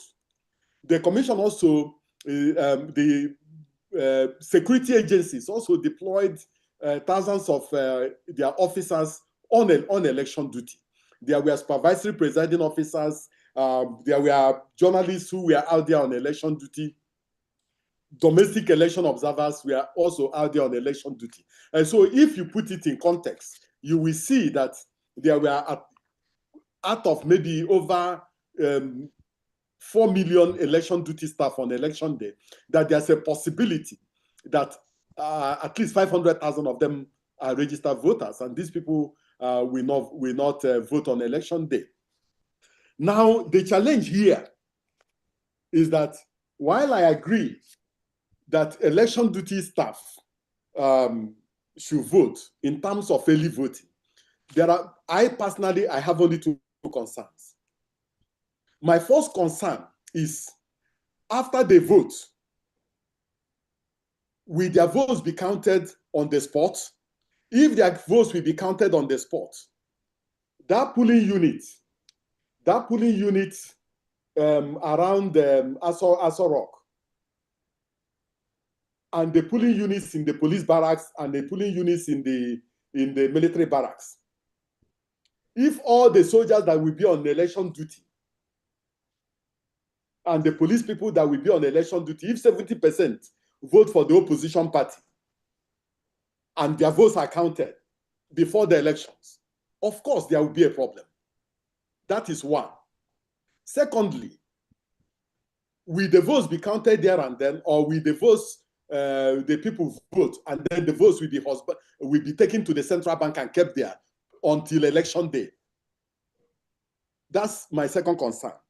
My third concern relates to Section 26 of the current Electoral Act. Section 26, subsection 1 says that all staff, all electoral officers, presiding officers, returning officers, and security officials taking place in the conduct of an election shall affirm or swear to an oath of loyalty and neutrality. Oath of loyalty and neutrality. They have nothing to do with any political party. So when they vote before going to the election, when they have sworn this oath of neutrality, are they still neutral? So these are my two concerns relating to early voting. But I agree that there are so many people that are disenfranchised on account of the fact that they are on election duty. Then Gloria raised the issue of Section 65, and in terms of rogue returning officers. Now, if you look closely at Section 65, what does it say in practical terms? And it will give us Gloria has made me not to see the Section 65 again. So in practical terms, it is the returning officer that is the first port of call, the person making that return. Listen, in one of the elections that were conducted in this country, in a senatorial district, the returning officer was about to make a return. Talks of a particular candidate went to the house of the returning officer and put 3 guns on the head of the wife and asked the wife to call the husband who was about to make a return. And the wife called the husband. He said, honey, are you there? The man said, yes. Why are you calling me? I'm on election duty. I'm about to make a return. And the woman said, please, after you finish making your return, take care of the children because it's over. The man said, what is over? The woman said that there are 3 people here. They have a gun on my head that they say you are trying to return somebody else other than so and so person as the candidate. The man said, is that so? The man dropped the phone and called the people, say, please, where do you want me to sign? And he just signed, and then that was it. So those are the ones we are talking about. It's not every individual that can make this type of request for review. And when you make the request for review, you have to forward the documents. You have to show how you were forced to make a return. You have to show how you were forced to make a declaration that is not in consonance with the law and the Constitution. And so you are not the one making the review. It's the commission that is making the review. You are only this thing is to make the request. You are not the one making the review, and it's not everybody. It's the returning officer that has to do that. Then, in terms of inmates who are in prison or those who are awaiting trial, take for instance, a car has been stolen in Kaduna and taken to Borno State, and somebody bought the car, and it's a stolen car, and the person who bought the car, who is in Borno, is taken to Kaduna for trial. Where will the person vote? Does it mean that on election day, the prison authorities will carry him from Kaduna and take him to Borno to go and vote on account of this particular provision? No, these things won't work. They won't work that way. I agree that an arrangement can be made for convicted inmates to vote on election day, because there's a possibility that there will be some level of stability around them during this particular period. But if you make that arrangement for somebody awaiting trial, and the person goes to court the next day, and the court grants the person a bail, and the person moves to Borno, how do you manage that? So I think that the stability should be on those who have been convicted and those who are serving some level of a prison sentence. Stephen talked about the issue of a 50 million administrative fee. My own position is very clear. If you are an association, you can remain an association and achieve what you want to achieve. You don't necessarily have to be a political party to achieve what you want to achieve. A situation where in less than 6 months, over 200 associations apply to be political parties, and you want to find out where these political parties are based, you can't find anything.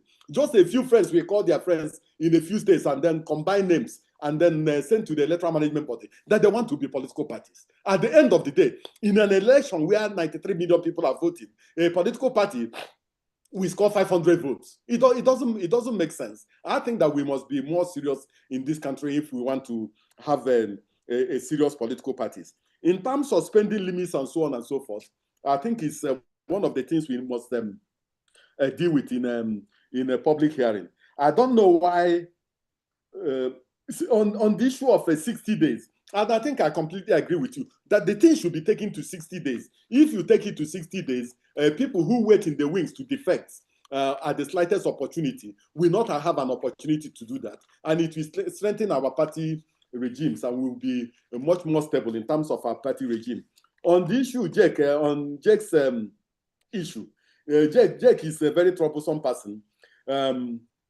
We have, if you look at the Electoral Act 2022, you will see that it made very tremendous strides. It made tremendous provisions, taking care of which word should I which persons with disability. Taking care of persons with disability, because I'm very, very careful in the choice of words. Don't use incapacitated, Eh? I said you should not use the word incapacitated. I don't want to use the word incapacitated.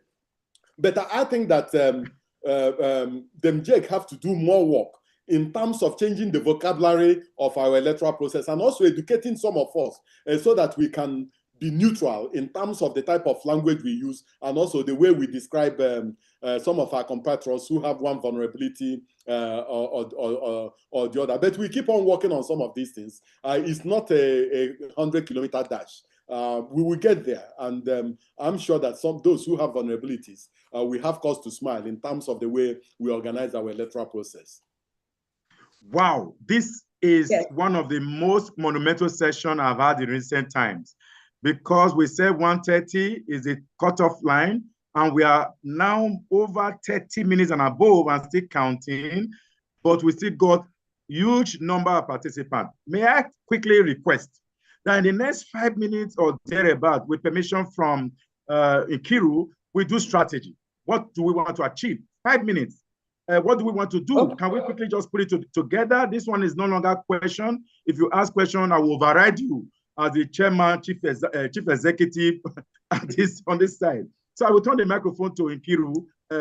Yes, Nkiru, please, you now have the day. You have everything. Yes, Thank you. Yes, thank you very much. Yes, I was thinking we could end at 1:30, but we did start on time. So, and what we're discussing is very important, and I'm happy that the attention, people have remained focused.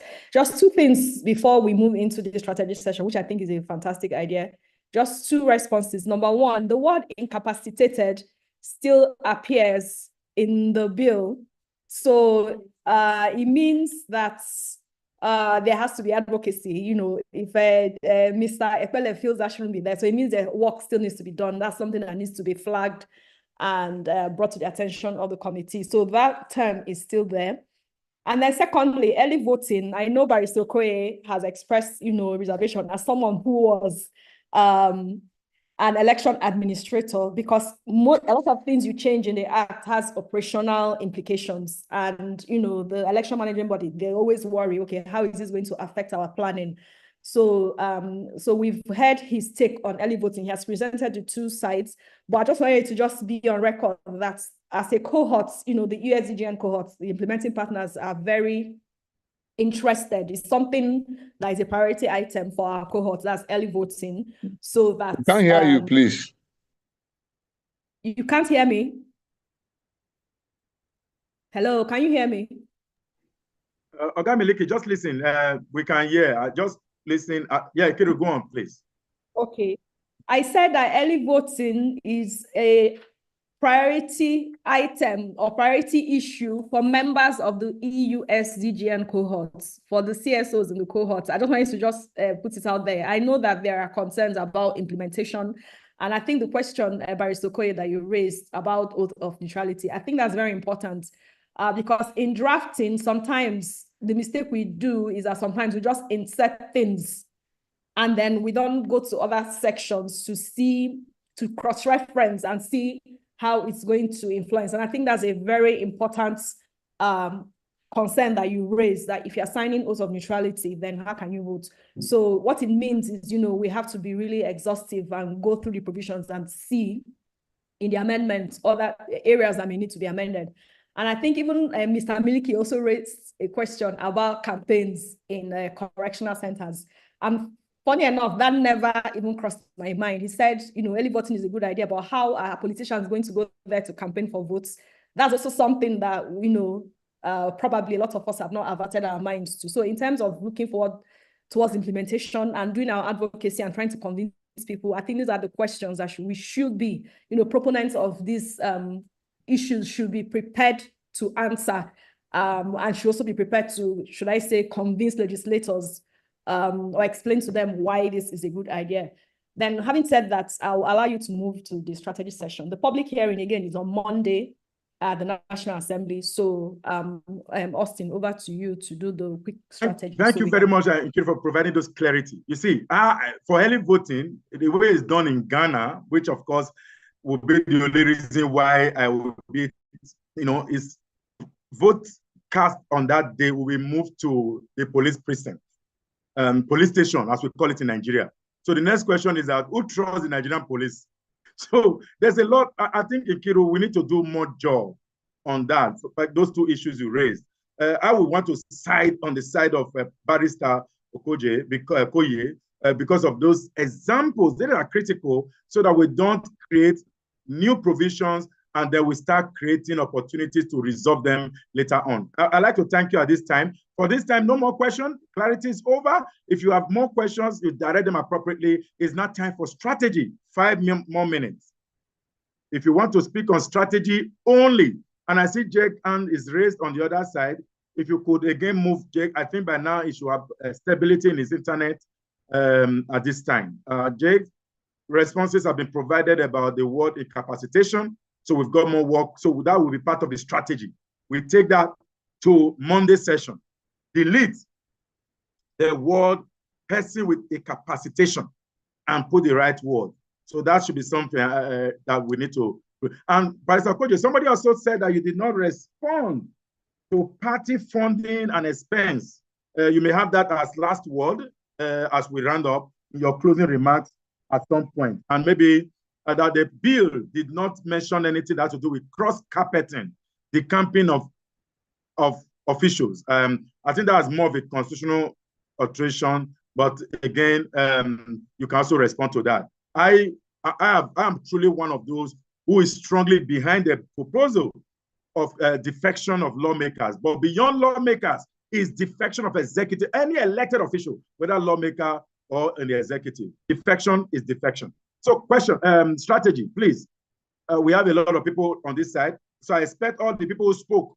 If you are going to be available on Monday, this is the time to put to put the strategy in place. So we've got just 5 minutes.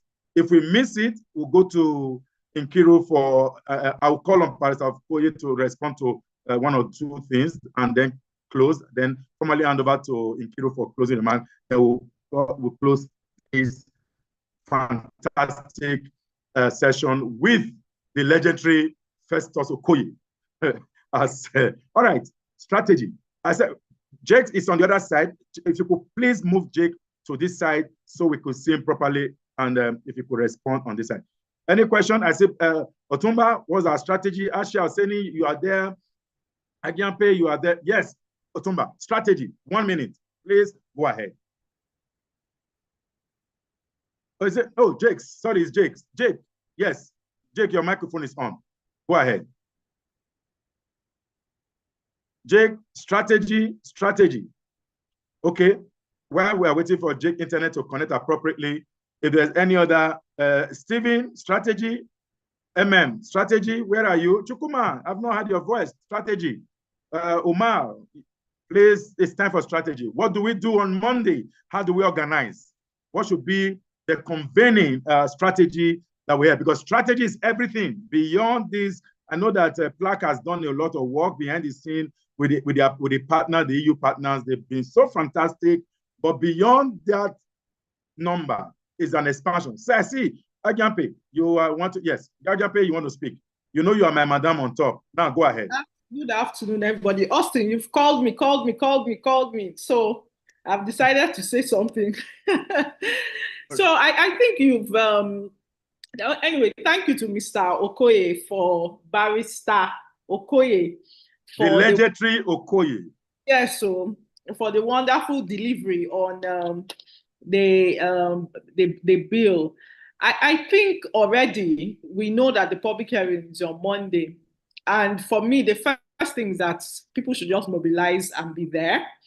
Now that we know what the contents are, it will also be good to have your memos ready to either submit or make a presentation there at the public hearing. Some issues have been raised here, especially regarding Mr. Jacob Pelle's comments. I think sometimes the National Assembly does not pay attention to wordings as much as we think they should, and it would be good to draw their attention to gender sensitivity and persons with disability sensitivity as well. So that's my own comment regarding this. Thank you. All right, thank you. Finally, I drew her out. Yes, Jake, if you're, oh, Jake, your internet is, Jake, I think we already have addressed the issue of incapacitation. That way, and Agampe just added the voice to it. So if there are no strategic direction at this time, I will gladly want to thank you all, and I'll turn the microphone at this time to the legislative Festus Okoye for his closing remark and response to funding and expenses by party. Then we'll turn it finally to Nkiru. Yes, well, sorry. Austin, I thank you so much. And before you answer, sorry, I just want to read out. There's a Q&A. I don't know if you didn't see it or the moderator didn't see it. Sorry, just so you can add it in your final responses. Someone said, Tokwe or Latido said, I think that narrowing power to demand a review to reports from the commission's official doesn't align with best practice and transparency. A party to an election other than the commission can very well have evidence for an irregularity, and they should still have a fair opportunity to demand a review on that basis. So please, sir, if you can just add it, respond in your final comments. Thank you. Yeah, thank you so much. You kept unmuting me. I'm not I'm muted. I wanted to just say something. Dr. Okoye, if I can just, if anyone can hear me, just 60 seconds and I'll be done. Okay. Can I go 60 seconds, please. Okay. So I think we shouldn't go the direction we are going, leaving the responsibility to Jake. Inclusion is everybody's responsibility. Beginning with Dr. Okoye, everybody on this floor, if you're not for inclusion, then you shouldn't be in the space. We should work hard to make sure that this thing is removed from that document. And of course, the issue of early voting. If there's any group that needs early voting, it's persons with disability. And everyone must add their voice to make sure that we are not left behind. Otherwise, we should all resign from this space.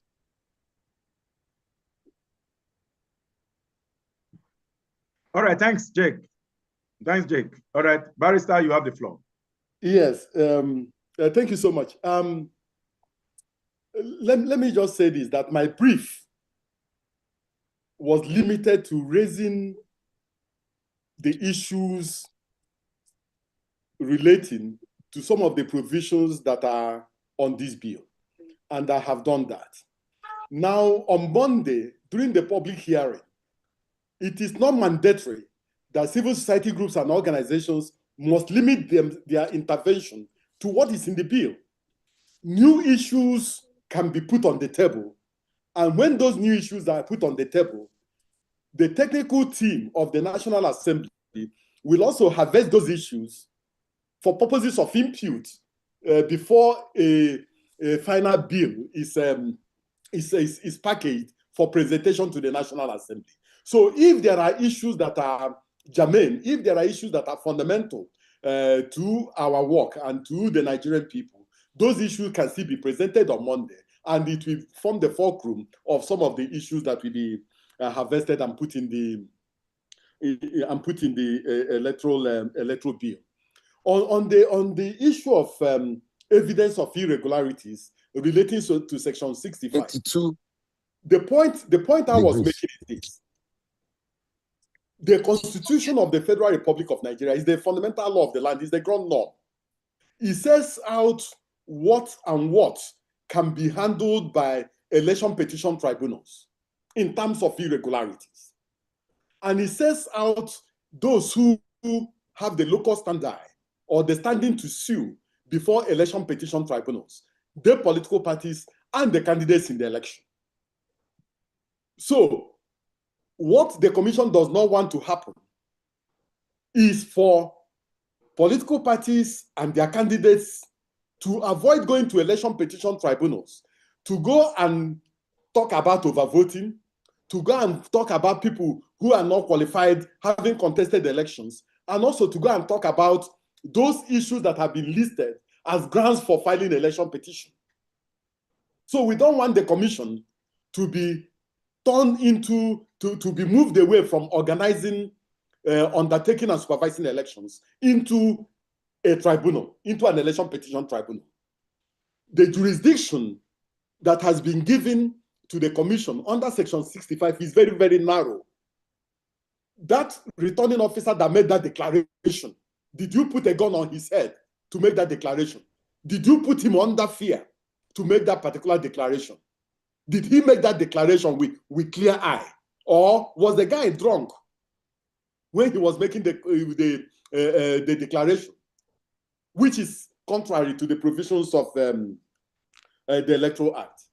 I agree with Jack that the issue of inclusion is everybody's business.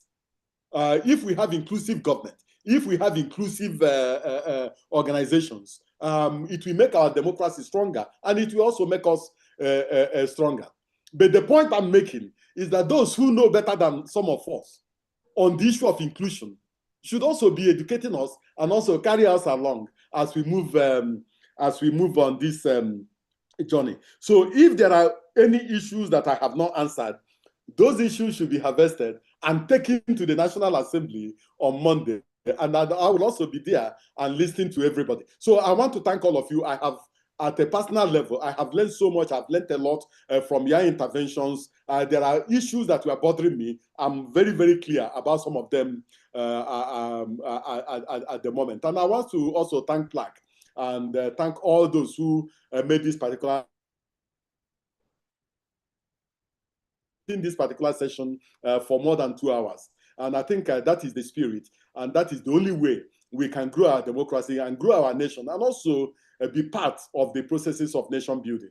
Thank you so much. Thank you so much. You didn't thank me. I thank myself on behalf of Festus Okoye. So I'll turn it now to Nkiru. Nkiru, please, I wanted to make a suggestion as part of strategy. Is it possible for a critical mass to have a meeting, physical meeting, maybe Sunday evening, 4 to 5, 4 to 6?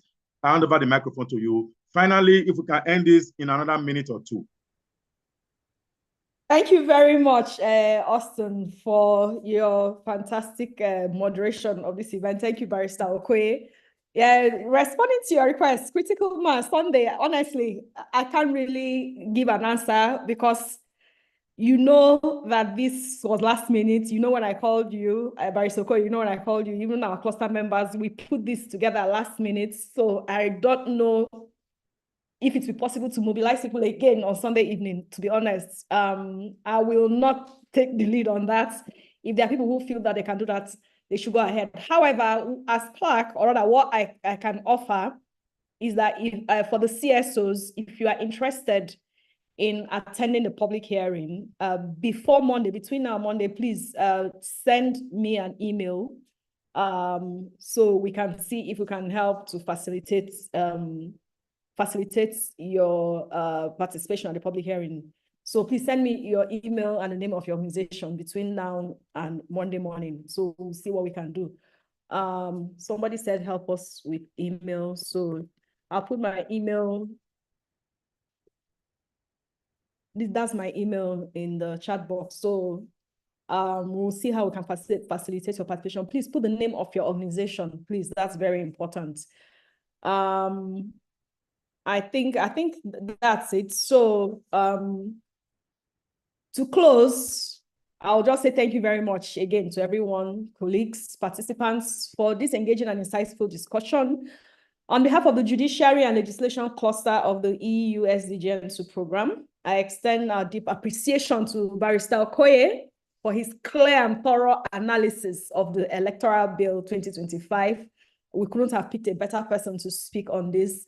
and to Mr. Austin Aigbe for your energy. Again, we couldn't have picked a better moderator, for your energy and for ably moderating today's session. Your contributions have helped, kind of demystify this bill and sharpen our collective understanding. I have learned a lot also from this session.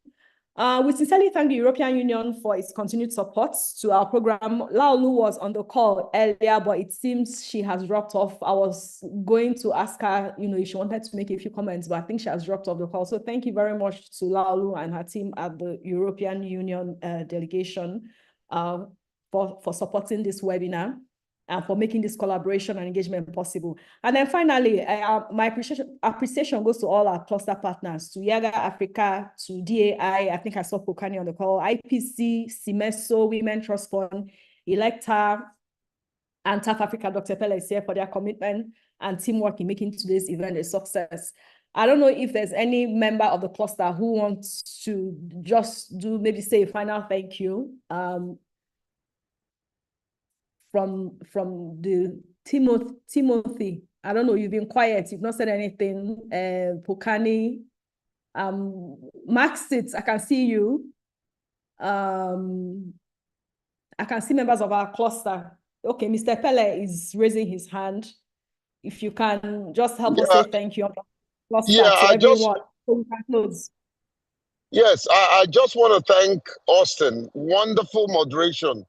I want to thank Festus, who has always been a friend and very friendly to the community, to all our partners, but the biggest thanks go to God. And I will add as an appendix to Plaque. You've always shown yourself the leader of the pack, and we're proud of what Plaque is doing in the space. And some of us have become mentees of Plaque. So thank you so much, Nkiru. Thank you for your forthrightness, for your consistently fighting, not only for the cause of women, but for the cause of persons with disability. You guys have a great weekend.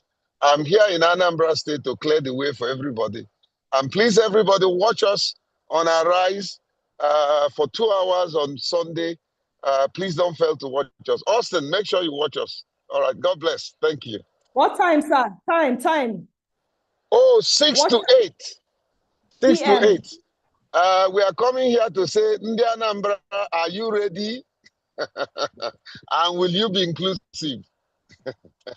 Okay. Thank you very much, Mr. Epele, for the Festus, I've cut you. This is your state. If they are not inclusive,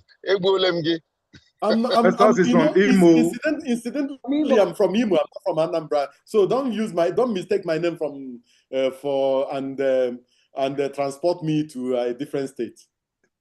Okay, no problem. I give up. Thank you very much, Mr. Pele, for the closing remarks on behalf of the cluster. Thanks again for your participation. We look forward to seeing the impact of our collective advocacy at the public hearing next week. And again, don't forget to shoot me an email. Please, I would like to get that email today. Have a pleasant afternoon and safe travels to anyone who will be attending